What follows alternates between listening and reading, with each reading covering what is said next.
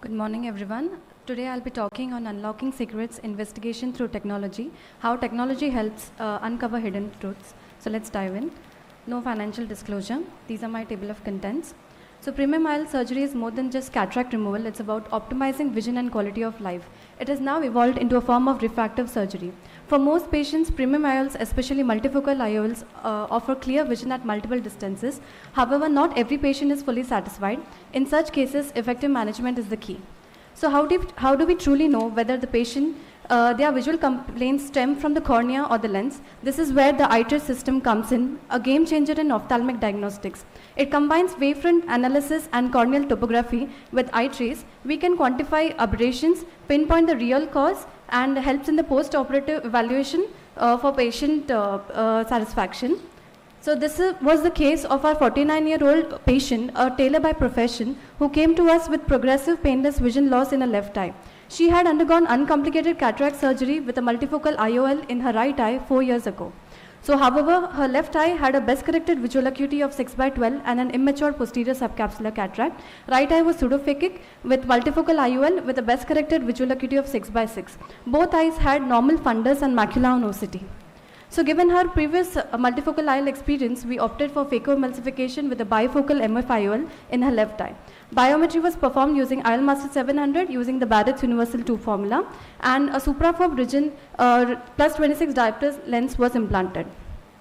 For our patient, this wasn't just about the clear vision, it was about precision in a craft and an improved quality of life.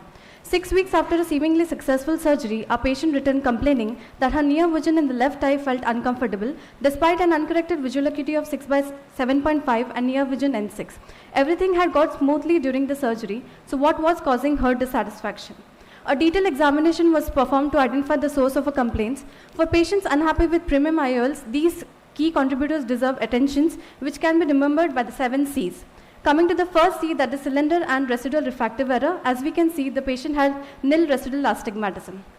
The second C, the cornea and the ocular surface disease. The lipivo was done and it shows a healthy ocular surface in her left eye.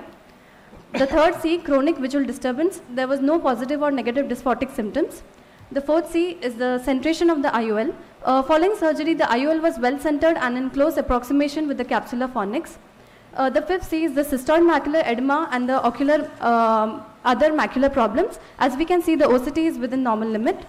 The sixth C is the capsular opacities. We found only minimal posterior capsular folds, but no significant posterior capsular opacification, as we can see in the picture.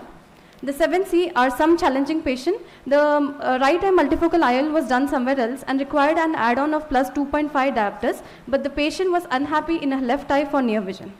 So no clear reason for her symptoms was visible. That's when we turned to iTrace for deeper analysis. This was her preoperative iTrace image of the left eye showing minimal higher order aberrations.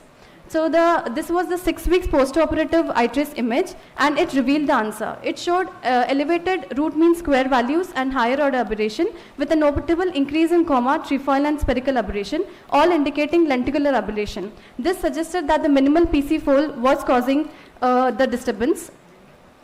So we face 2 choices, each with its own risk and benefits, whether to go for an NDR capsulotomy or an IOL exchange. So NDR capsulotomy is a quick, non-invasive and a commonly effective procedure, but what if the problem isn't just the capsule? The second option is IOL exchange. If the IOL itself was causing the issue, that would fix it. So we went ahead with NDR capsulotomy before going to an invasive procedure like IOL exchange. So post-YAG capsulotomy, this was the iTrace image. It resolved the patient's symptoms. She was symptomatically better, and also her uncorrected visual acuity improved to 6/6, and also the iTrace showed significant reduction in higher order aberration. This case highlights the power of advanced diagnostics and a stepwise approach before rushing into surgical interventions. So these steps can be followed to optimize the outcomes with premium IOLs, starting from the preoperative evaluation, that is comprehensive ocular assessment, accurate biometry, identify the pre-existing aberrations, also patient counseling.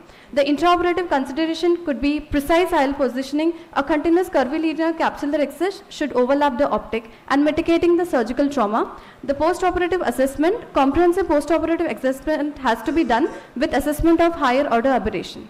So these are my key take-home messages. Personalized approach always wins. No two patients are the same. So customizing diagnostics and treatment is the key. Higher order aberrations matter more than you think. We often focus on refractive errors, but PCO and a higher order aberration can be the hidden culprits. We should look beyond the equal visual acuity. Minimal PCO had major impact, and eye trace as a game changer. Thank you. Excellent, Dr. Alisha, wonderful talk. And the next speaker I'm going to call I would like to bring to the notice of the chairpersons and everyone present here that Dr. Alisha, I think your membership number is not ratified yet. So I regret to say you'll not be qualifying for any award, but it was really a wonderful presentation and we would love to hear you again next year maybe. Okay, thank you. Surely.